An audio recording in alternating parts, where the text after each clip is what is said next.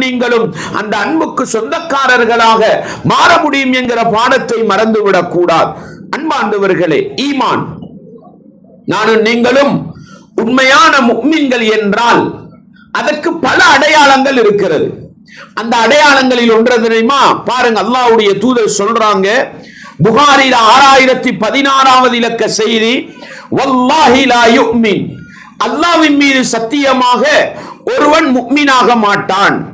வல்லாஹி லா யுமின், அல்லாஹ்வின் மீது சத்தியமாக ஒருவன் முஃமினாக மாட்டான்.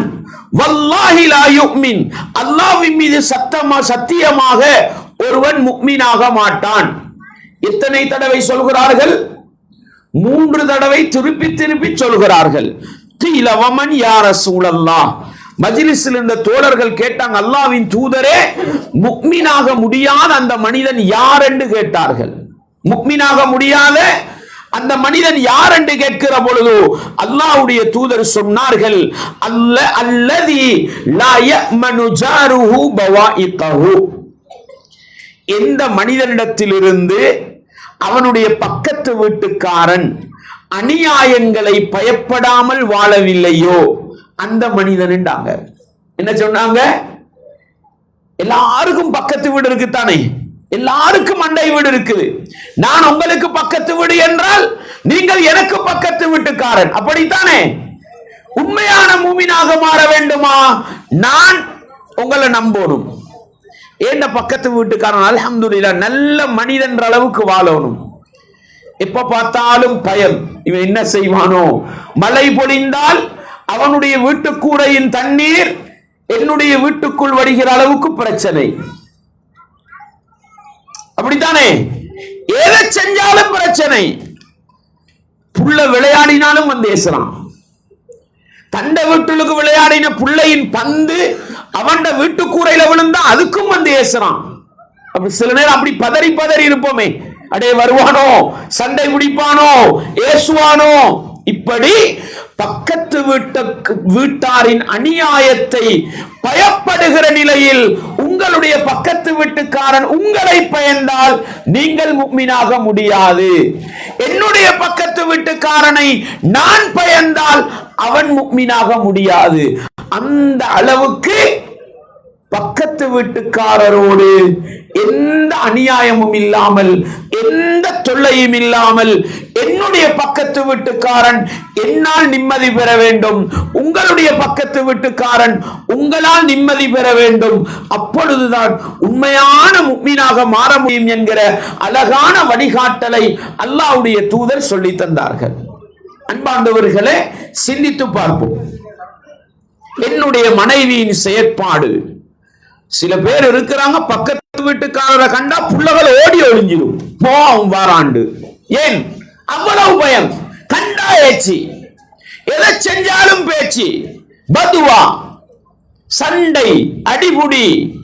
அன்பார்ந்தவர்களே, இப்படிப்பட்ட நிலையில் எங்களுடைய அண்டை வீட்டுக்காரர்களோடு நாங்கள் நடக்கிறோம் என்றால் அல்லாஹ் பாதுகாக்க வேண்டும்.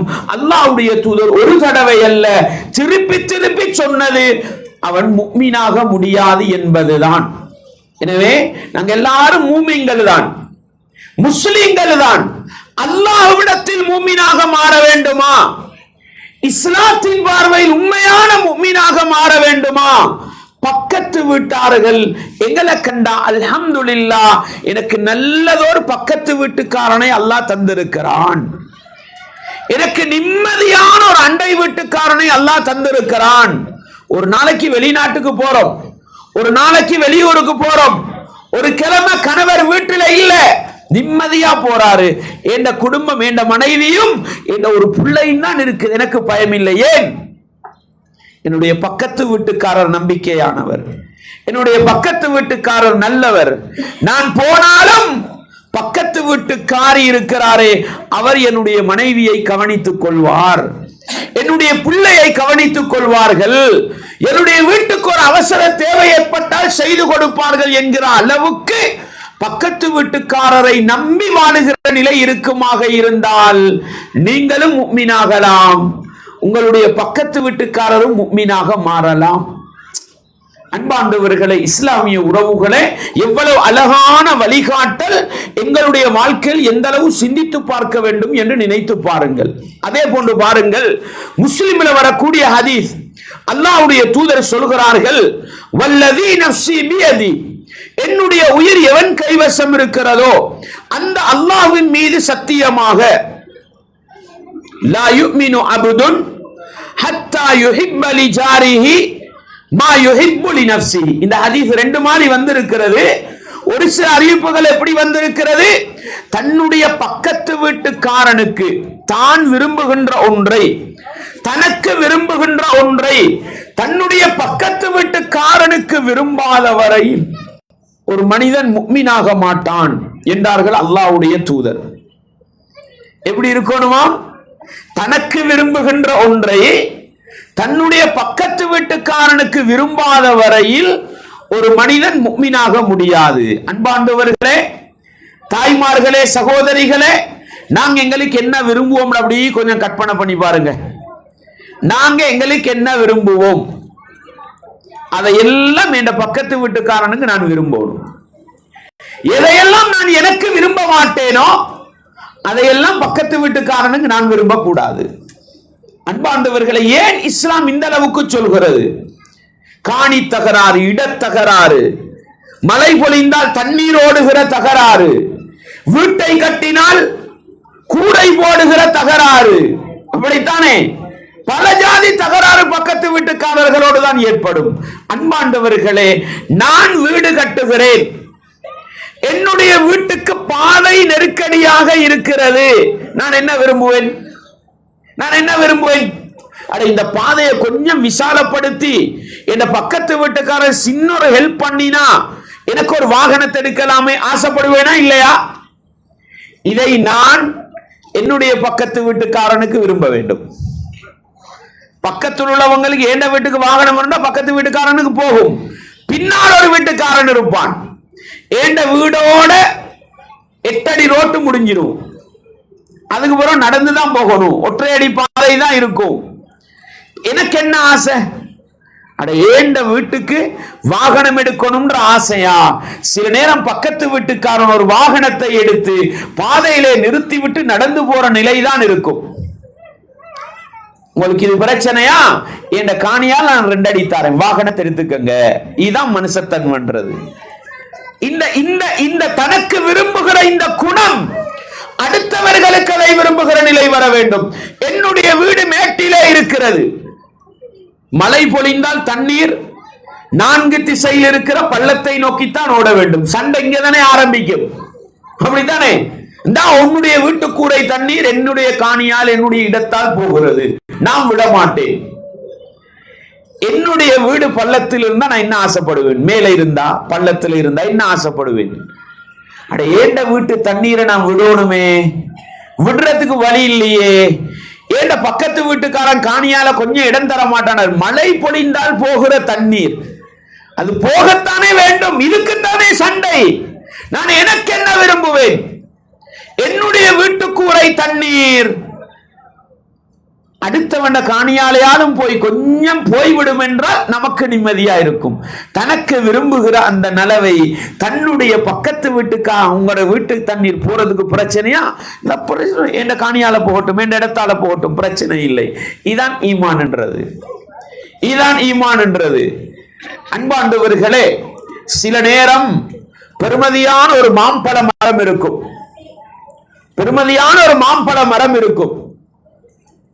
மாம்பழம் வருடத்துல ஒரு தடவை தான் காய் தரும். ஆனா வருடத்துல 2 மாசத்துக்கு என்ன பண்ணும்? அதுல இலைகள் எல்லாம் உதிர்ந்து தண்டை வீட்டு கூரையில விழுந்து தன்னை அட்டகாசம் படுத்தும், இல்லையா? அன்பாண்டவர்களே, என்னுடைய வீட்டு முற்றத்தில் ஒரு மாங்காய் மரம் இருக்கிறது. பக்கத்து வீட்டுக்காரன் வந்து சண்டை பிடிக்கிறான், உன்ன மரத்தால நமக்கு சரி தொல்லையா இருக்குது, வெட்டுண்டு. நாங்க என்ன ஆசைப்படுவோம்? அடே, காத்துக்கு விழுகிற விழ 10 இலை விழுந்தா அதை புறக்கி போடுறது கஷ்டமா, கூட்டி போடுறது கஷ்டமா? இவ்வளவு பெருமதியான மரத்தை வெட்ட சொல்றானே, உள்ளம் பாரமா இருக்குமா?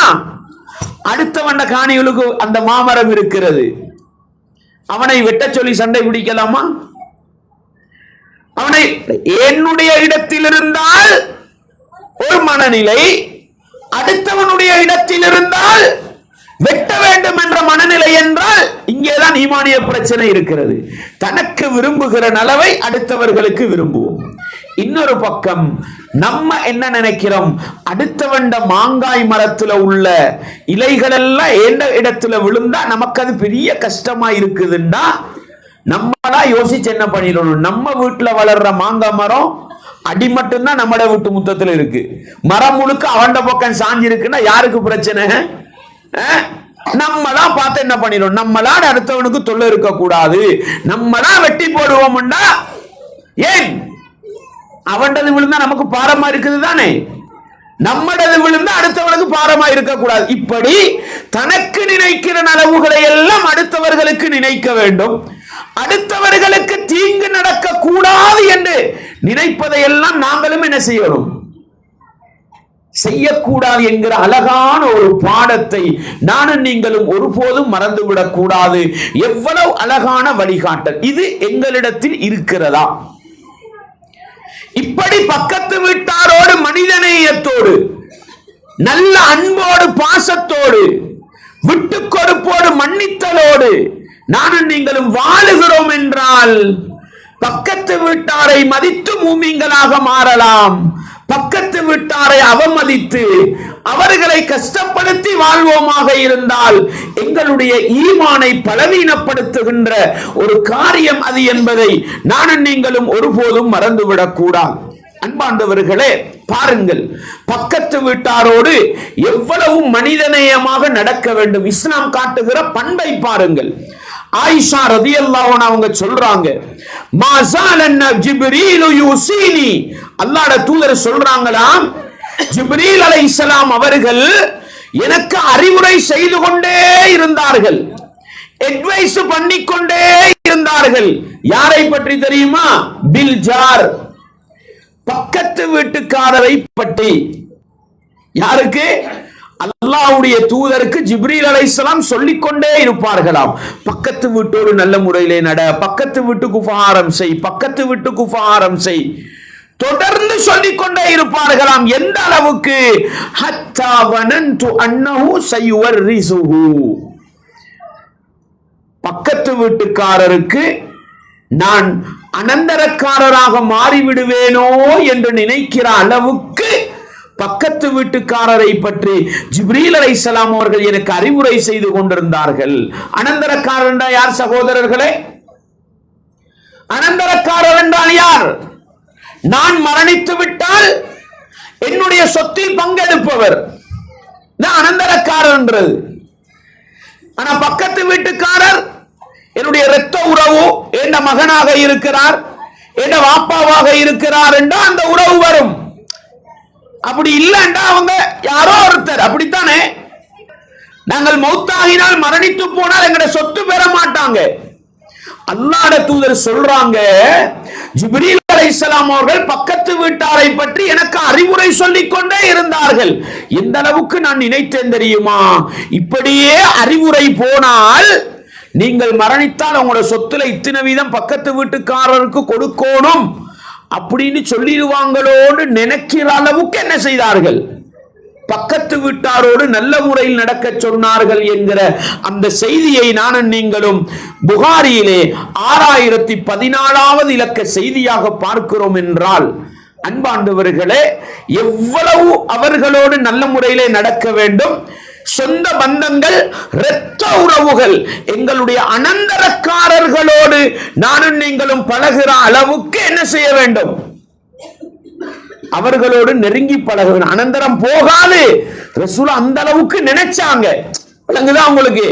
அப்படியானால் அனந்தரக்காரர்கள், அனந்தரக்காரன்னா யாருங்க? எங்கட மகன், எங்கட வாப்பா, எங்கட உம்மா, எங்கட மகள், அவர்களை எந்த அளவு நெருக்கி பார்ப்போமோ அந்த அளவுக்கு யாரோடு மனிதநேயத்தோடு நடக்க வேண்டும்? பக்கத்து வீட்டுக்காரர்களோடு மனிதநேயத்தோடு நடக்க வேண்டும் என்கிற அளவுக்கு ஜிப்ரீல் அலைஹிஸ்ஸலாம் அவர்கள் அறிவுரை செய்தார்கள், புத்திமதி சொன்னார்கள் என்ற பாடத்தை நானும் நீங்களும் படிக்கிறோம் சகோதரர்களே. பாருங்கள், பக்கத்து வீட்டாரோடு உறவை பேணுவதற்கு இஸ்லாம் காட்டி தந்த வழிமுறையை பாருங்கள். எப்படி அல்லாஹ்வுடைய தூதர் சொல்கிறார்கள், யா அபாதர், அபூதர்ரே, இதா தபக்த மரகதன், நீங்கள் ஒரு குழம்பு காய்க்கிறீர்கள், குழம்பு, அப்படி நீங்கள் விசேடமாக ஒரு குழம்பு காய்ச்சினால் ஃபஅக்ஸிர் மாஅஹா, அதுக்கு கொஞ்சம் தண்ணியை அதிகமா ஊத்துங்க, தண்ணியை அதிகமாக சேர்த்து வதஅஹது ஜீரானக், உங்களோட பக்கத்து வீட்டுக்காரரை கவனித்துக் கொள்ளுங்கள் என்றார்கள் அல்லாஹ்வுடைய தூதர் ஸல்லல்லாஹு அலைஹி வஸல்லம் அவர்கள். அன்பார்ந்தவர்களே, எங்களுக்கு இந்த ஹதீஸ கேட்க கூட என்னமோ மாதிரி இருக்கும். என்னடா இந்த நாள் நாங்க ஆணத்துல குழம்புல தான் குளிக்கிறோம், அப்படித்தானே? அன்பார்ந்தவர்களே, ரசூலுல்லாஹ் சஹாபாக்களுடைய பெரும்பாலும் சாப்பாடு உணவு என்ன தெரியுமா? ஈத்தம்பழம், தண்ணீர், காய்ந்த ரொட்டி, இப்படித்தான் இருக்கும். அவர்களுக்கு இந்த குழம்போடு, ஒரு இறைச்சி குழம்போடு சாப்பாடு உணவு உட்கொள்வது என்றால் அது அவர்களுக்கு சந்தோஷமான ஒரு நிகழ்வாக இருக்கும். ரசூலுல்லாஹ்வுக்கு கூட அப்படித்தான் இருந்தது. அதனாலதான் அல்லாஹ்வுடைய தூதர் அன்றைய காலத்திலிருந்து அந்த உணவு முறை கொண்ட சொல்றாங்கன்னா, நீங்க திடீர்னு ஒரு நாளைக்கு விசேட உணவாக குழம்பு வைப்பீங்க. ஒரு ஆட்டுக்கறி கிடைச்சா, ஒரு ஒட்டகக்கறி கிடைச்சா குழம்பு வைப்பீங்க. அப்படி வைக்கிற நேரம் நீங்கள் கொஞ்சம் என்ன செய்யுங்கள், தண்ணீரை ஊற்றி அதனுடைய குழம்பை அதிகப்படுத்துங்கள். எதுக்கு?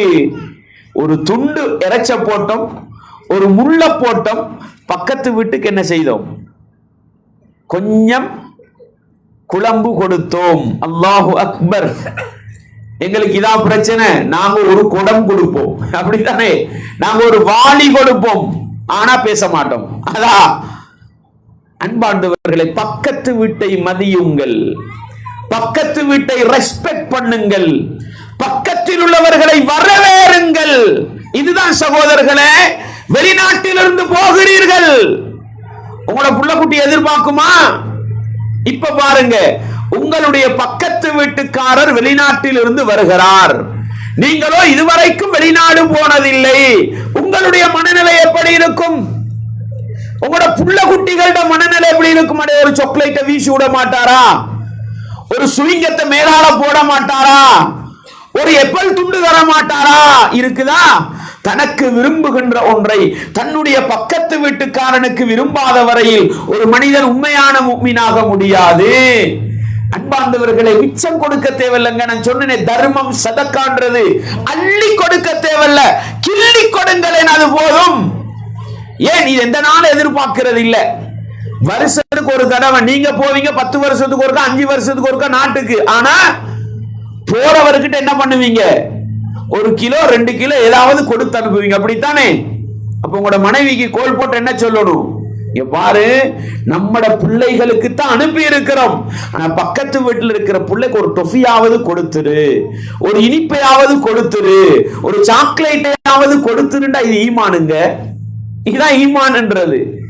அன்பார்ந்தவர்களே, விசேடமாக நாங்கள் செய்யக்கூடியது. வீட்டுல இந்த புத்தானின்றது எப்ப போடுவோங்க? ஒரு நல்ல நாள், ஒரு சந்தோஷமான நாளைக்கு விசேடமான சாப்பாடா போடுவோம். அதுக்கு என்ன ஒரு வித்தியாசமான ஒரு ஆனங்காய்ப்பீங்க. இன்றைக்கு என்ன ஆனம் வச்சிருந்தது? குழம்பு, பால் சாதவா? எனக்கு பேரும் வராது, நம்மளோட கலாச்சாரத்தில் இல்ல அது. அது விசேடமான உண்டு, அப்படித்தானே? அப்ப என்ன பண்ணணும்?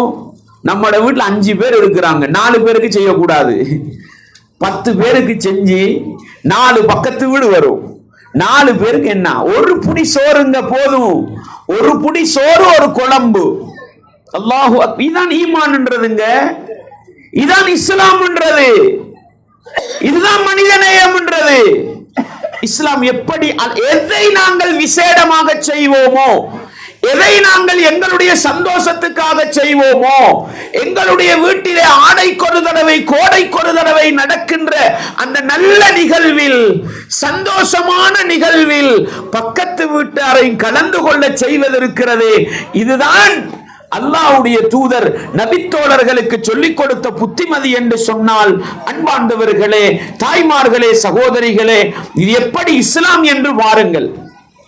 சில நேரம் இப்படி ஒரு பிரச்சனை இருக்கும். தாய்மார்களே, சகோதரிகளே, இதுல பெண்மணிகளுக்கு ஒரு பிரச்சனை இருக்குது. என்னன்னா, சில நேரம் ஆண்கள் நாங்க என்ன பண்ணுவோம்னா, ஒரு எப்பல கொடுக்க ரெடி ஆகிடுவோம். ஆனா பெண்மணிகள் ரெண்டுல ஒரு நிலையில இருப்பாங்க. ஒன்று, ஒரு எப்பல எப்படிங்க கொடுக்கறது, அங்க 5 புள்ள இருக்குதுன்னு கொடுக்க மாட்டாங்க. அப்படிதானே? நம்ம என்ன உண்ட கொடுங்கப்பான்ருவோம். ஆனா பெண்களிட மனசு வித்தியாசம். அதிகமா கொடுக்கணும்னு நினைச்சு கொஞ்சம் கொடுக்கறது இல்லாமல் ஆகிடுவாங்க. அவங்களுக்கு ஏன்னா அவங்களுக்கு இந்த அதிகம் கொடுக்கிறதுல பிரச்சனை, கொஞ்சம் கொடுக்கிறது பிரச்சனை. நம்ம அன்றைக்கு சொன்னோமே, ஆயிஷா ரலியல்லாஹு அன்ஹா 3 பேர் வருகிறார்கள், ஒரு தாய் 2 பிள்ளை. எதை கொடுத்தார்கள்? ஒரு ஈத்தம். இதான் ஈமான், இதான் ஈமான். ஆண்கள் சில நேரம் இருக்கிறத கொடுங்கப்பா அப்படின்றுவாங்க. ஆனா பெண்களோட மனசு கொடுக்காது. ஏண்டா அவங்க எப்பொழுதுமே கொஞ்சம் என்ன பார்ப்பாங்க, நம்ம கொஞ்சம் கொடுக்கறத நல்லா கொடுக்கணும் அப்படின்டுவாங்க. ஆனா இஹ்லாஸ் பெரிய ஒரு பிரச்சனை. அல்லாஹ்வுக்காக செய்யறவங்களுக்கு அது பிரச்சனை அல்ல. ஆனா பெண்களுக்கு என்ன இருக்குது, கொஞ்சம் அது அதிகமா இருக்குது, அத கொஞ்சம் எதிர்பார்க்கிற தனம். அதனால அல்லாஹ்வுடைய தூதர் அந்த காலத்துல இருக்கிற ஒன்று போல இருக்குது. அதனால பக்கத்து வீட்டை பற்றி பேசுகிற நேரம் பெண்மணிகளை அல்லாஹ்வுடைய தூதர் அழைத்து சொன்ன ஒரு விடயம் என்னவென்றால், யா நிசாஅல் முஸ்லிமாத் அப்படின்னு அழைச்சாங்க ரசூலுல்லாஹ். முஸ்லிம்களில் இருக்கின்ற பெண்மணிகளே. ஏன் அப்படி அழைச்சாங்க? அல்லாஹ்வை நம்புற பெண்ணுகிட்ட, மறுமையை நம்புற பெண்ணுகிட்ட புகழ் அது இருக்கக்கூடாது. யார்கிட்ட தான் எதிர்பார்க்கணும்? அதை உணர்த்துறதுக்கு அல்லாஹ்வுடைய தூதர் முஸ்லிம்களில் இருக்கின்ற பெண்மணிகளே, லா தஹகிரன்ன ஜாரத்துன் லிஜாரத்திஹா, ஒரு பெண்மணி தன்னுடைய பக்கத்து வீட்டு பெண்மணியை இழிவாக பார்க்க வேண்டாம், கேவலமாக பார்க்க வேண்டாம். வலவ் ஃபிர்சின ஷாத்தின், ஒரு ஆட்டுடைய முன்னங்காலாக இருந்தாலும், ஒரு ஆட்டுடைய முன்னங்கால் கொடுக்கப்பட்டாலும் கேவலமாக நினைக்க வேண்டிய 2 விஷயம் ரசூல சொல்ல வராங்க. ஒன்று, கொடுக்கிறவங்களுக்கு அட இத கொடுக்கிறதா அப்படின்னு அவர்களை புறக்கணிக்கவும் வேண்டாம். சில நம்மட வீட்டுக்கு வரும், வந்த கறியை பார்த்து என்னடா எலும்பும் தோலுமா இருக்குது, இதையா தாரது அப்படின்னு ஊத்தப்பானையில போட்டுட்டுருவாங்க. இதுவும் இருக்கப்படாது. அல்ஹம்துலில்லாஹ், என்னுடைய பக்கத்து வீட்டுக்காரர் இவர்கள் தான் மனிதர்கள், இதையாவது அல்லாஹ்வுக்காக தந்தார்களே என்று வரவேற்கிற, அவர்களை கண்ணியப்படுத்துகின்ற, அவர்களை ரெஸ்பெக்ட் பண்ணுகிற பண்பு வர வேண்டும். நாங்கள் கொடுக்கும் பொழுதும் எங்கள்கிட்ட இருக்கிறது இவ்வளவுதான், இவ்வளவுதான், இதை நாங்கள் கொடுப்போம். அதை கேவலமா பார்க்க கூடாது, அதை அசிங்கமா பார்க்க கூடாது. ஏன்? அங்கேதான் ஈமான் இருக்கிறது. யாருக்காக கொடுக்கிறோம்? ஏன்னா எங்கட வீட்டுல ஆட்டு இறைச்சின்றது பேரா இருக்கும். ஆடு அப்படித்தானே, ஆட்டு இறைச்சின்றது பெரும்பாலும் முள்ளோட கலந்ததா இருக்கும். அப்படித்தானே?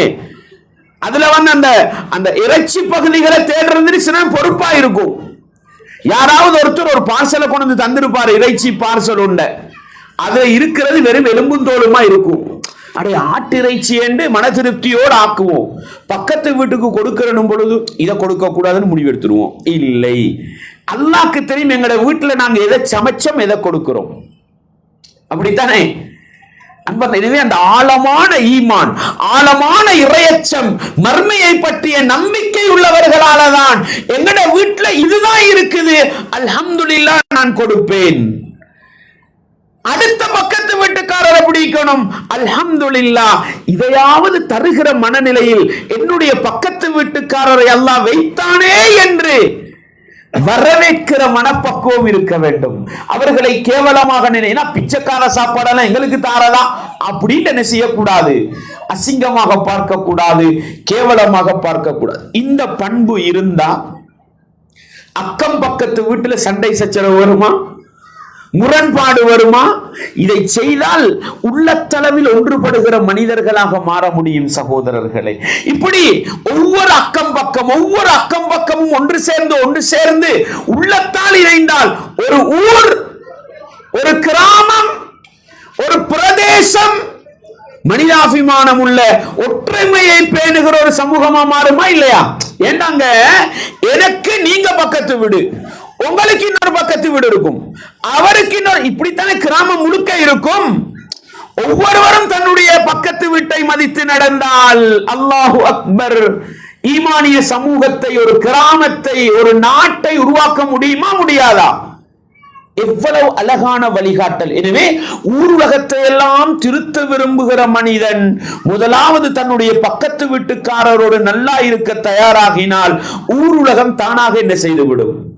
சீராகிவிடும், நலவடைந்து விடும் என்கிற வழிகாட்டலை இஸ்லாம் சொல்கிறது.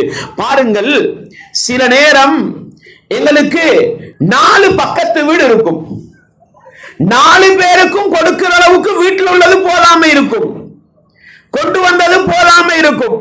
இப்ப என்ன பண்றது? 4 பேருக்குமே கொடுக்காம இருந்துரும், அதுதான் சலாமத். அப்படித்தானே முடிவு எடுக்கிறது. ஆனா ஒருத்தருக்கு கொடுக்கலாம். பெரும்பாலும் நாங்க எடுக்கிற முடிவு எப்படி? ஒருத்தருக்கு கொடுத்தா பிரச்சனை வந்துடும், 4 பேருக்குமே கொடுக்காம இருந்துருவோம்.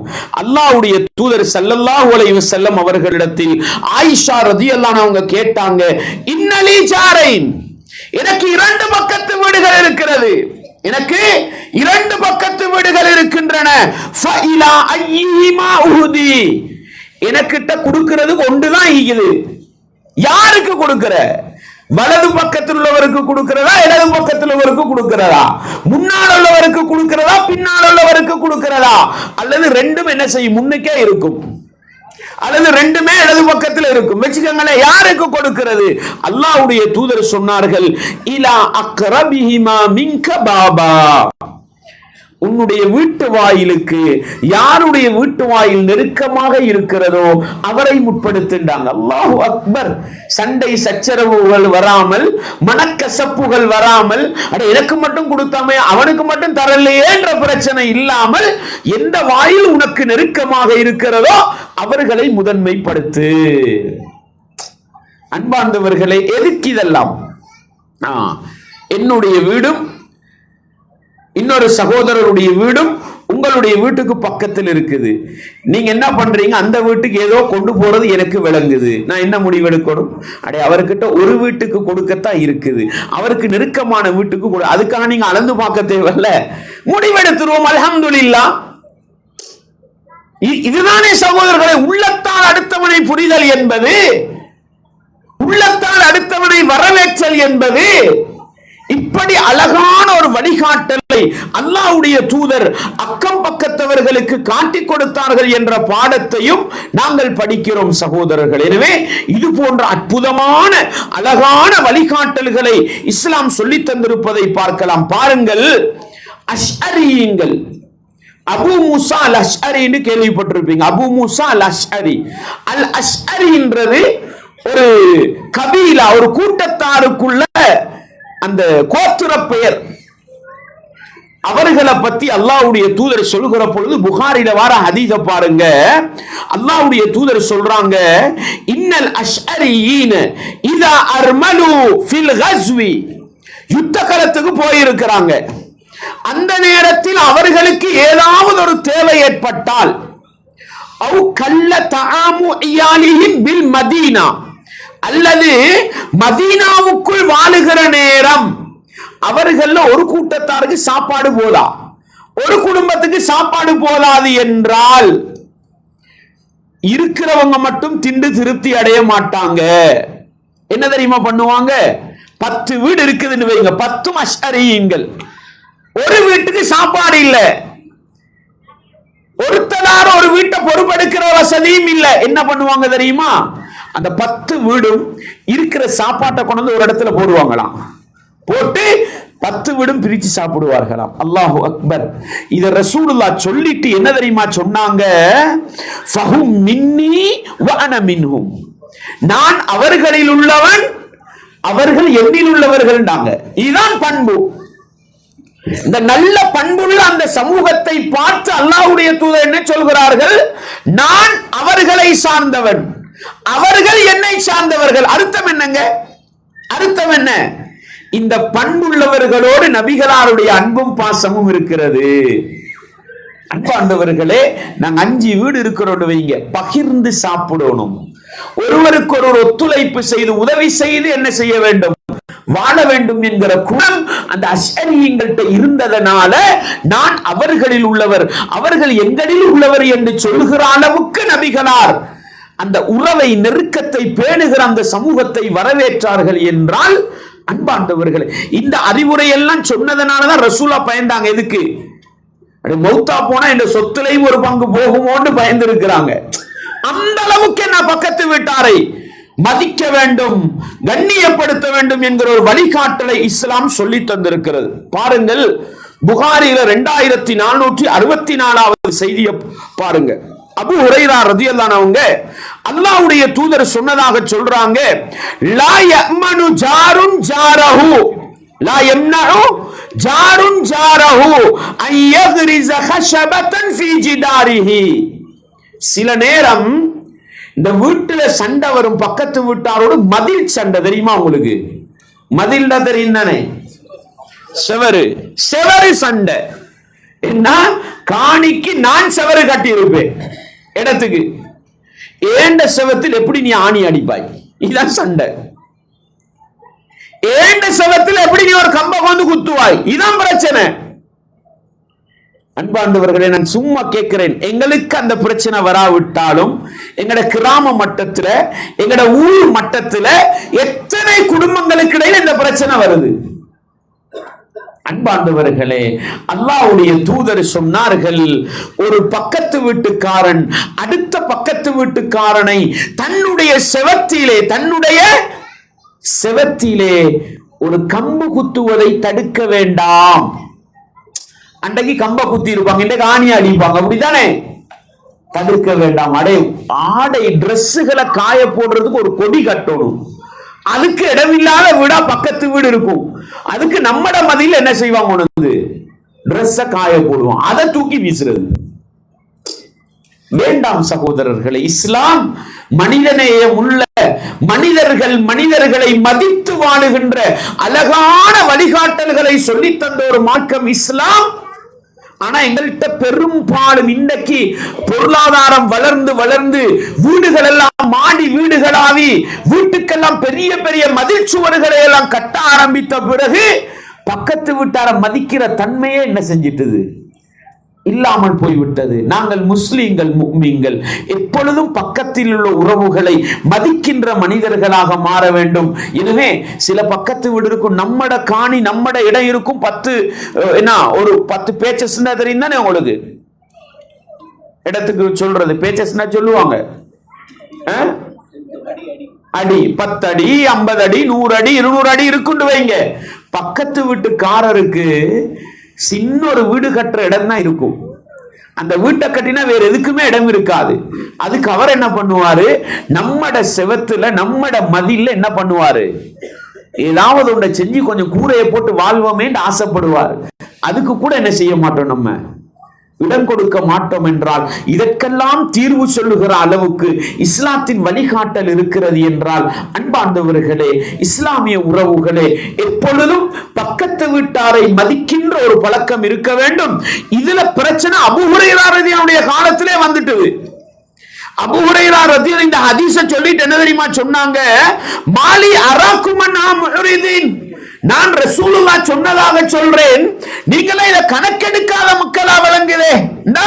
அந்த காலத்திலேயே தண்ட மதியில குத்தாதே, தண்ட செவத்தில் அடிக்காதுன்ற பிரச்சனை இருக்குது போல சொல்லிவிட்டு சொன்னார்கள், நான் நபிகளாருடைய இந்த ஹதீஸை உங்களுடைய தோள்களுக்கு மேலால் வீசி விடுகிறேன் என்றாங்க. ஏன்? ஈமான் உள்ளவன் அந்த ஹதீஸை எடுப்பான். அல்லாஹ்வுடைய தூதரை நேசிக்கிற மனிதன் அந்த நபிமொழியை எடுப்பான்.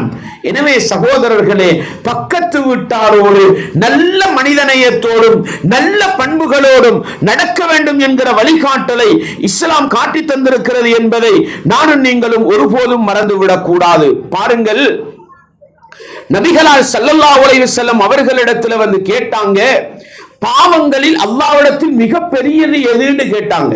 பாவங்களில் மிகப்பெரியது. அல்லாஹ்வுடைய தூதர் சொன்னாங்க, அல்லாஹ் உன்னை படைத்திருக்கிற நிலையில் அவனுக்கு நிகராக நீ என்ன செய்வது? ஒரு கடவுளை ஏற்படுத்துவது ஷிர்க், இணை வைப்புன்றது எங்களுக்கு தெரியும். சும்மா ஐயும், அடுத்தது என்ன என்று கேட்கிற பொழுது அல்லாஹ்வுடைய தூதர் சொன்னார்கள், உன்னோடு சேர்ந்து உன்னுடைய உணவை சாப்பிடுவான் என்று பயந்து பிள்ளைகளை கொலை செய்வது என்றார்கள். அதுவும் ஜாஹிலிய கால சமூகத்தில் இருந்துச்சு. இன்றைக்கு புள்ள பெறாமலே என்ன செஞ்சிடறோம், இருந்துடுறோம். எதுக்கு? பொருளாதார பிரச்சனை வரும், உலகம் அதைத்தான் பெருசா காட்டுது. அப்படித்தானே நாங்க இன்றைக்கு பார்த்தோம் அது சம்பந்தமா. அடுத்தது கேட்டார்கள், சும்மா ஐயுன், பெரும் பாவங்களில் மிகப்பெரிய பாவமாக இருக்கிற அடுத்த பாவம் என்ன என்று கேட்கிற பொழுது அன்துசானிய கலீலத ஜாரிக என்றார்கள்.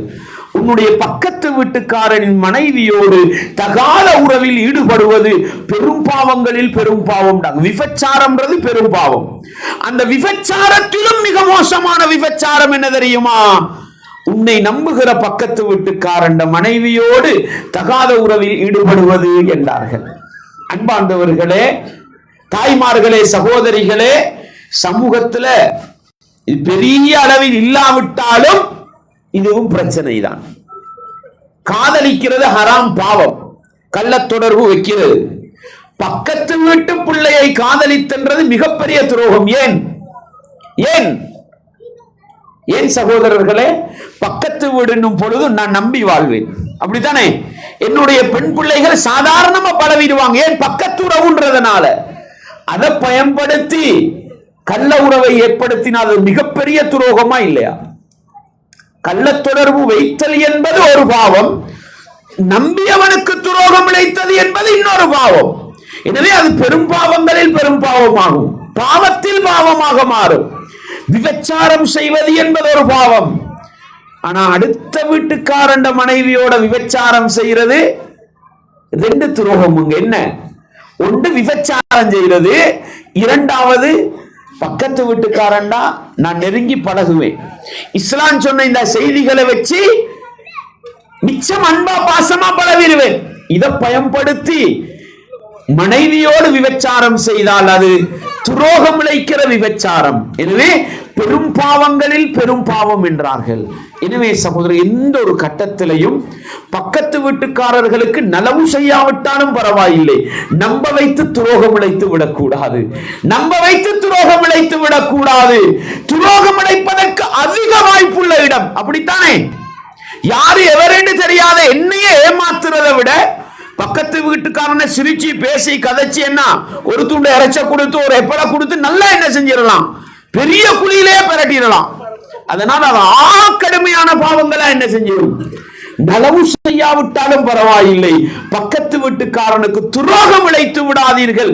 அது சாதாரண துரோகத்தை விடவும் ஒருபடி மேலோங்கிய துரோகமாக மாறும் என்கிற, சாதாரணமாக செய்கிற அநியாயத்தை விட பக்கத்து வீட்டுக்காரனுக்கு செய்கிற அநியாயம் ஒருபடி மேலோங்கியதாக இருக்கும் என்கிற எச்சரிக்கை செய்தியை இந்த நபிமொழிகளுக்கு பின்னால் விளங்கி, அன்பார்ந்தவர்களே, இஸ்லாமிய உறவுகளே, தாய்மார்களே, சகோதரிகளே, மனிதர்களாக பிறந்திருக்கிற நானும் நீங்களும், சமூகமாக வாழுகிற நானும் நீங்களும், கிராமத்தவர்களாக வாழுகிற நானும் நீங்களும் விரும்பியோ விரும்பாமலோ அக்கம் பக்கத்தவர்கள் என்ற உறவுக்கு சொந்தக்காரர்களாக இருக்கிறோம். இஸ்லாம் அனைத்துக்கும் வழிகாட்டுகிற மார்க்கம், இதற்கும் காட்டியிருக்கிறது என்பதை மறந்து விடாமல் புரிந்து கொண்டு இந்த நபிமொழியை விளங்கி இன்னும் எங்களை பக்குவப்படுத்திக் கொள்வோம். அல்லாஹ்வுடைய தூதரிடத்துல ஒரு பெண்மணியை பத்தி சொன்னாங்க. என்ன?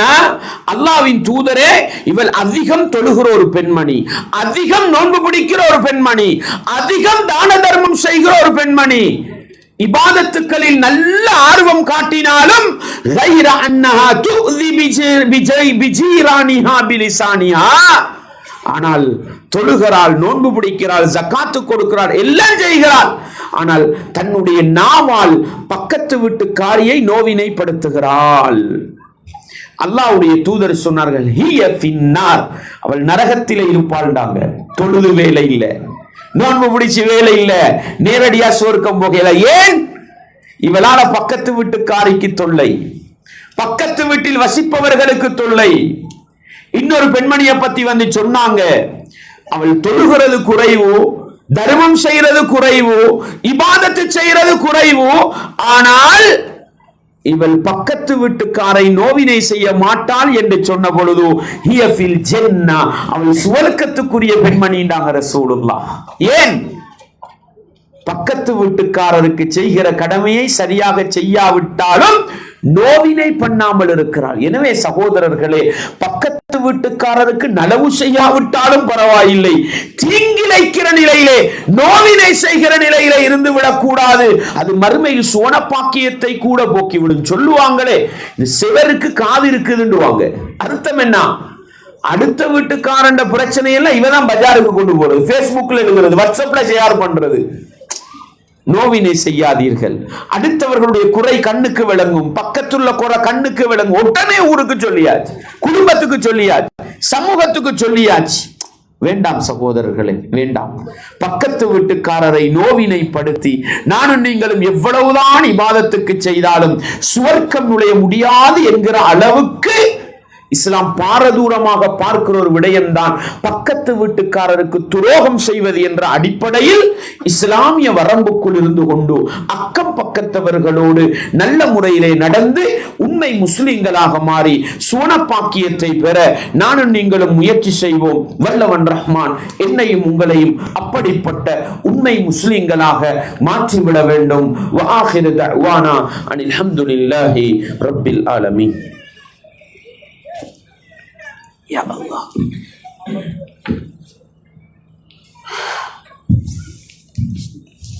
Ya Allah.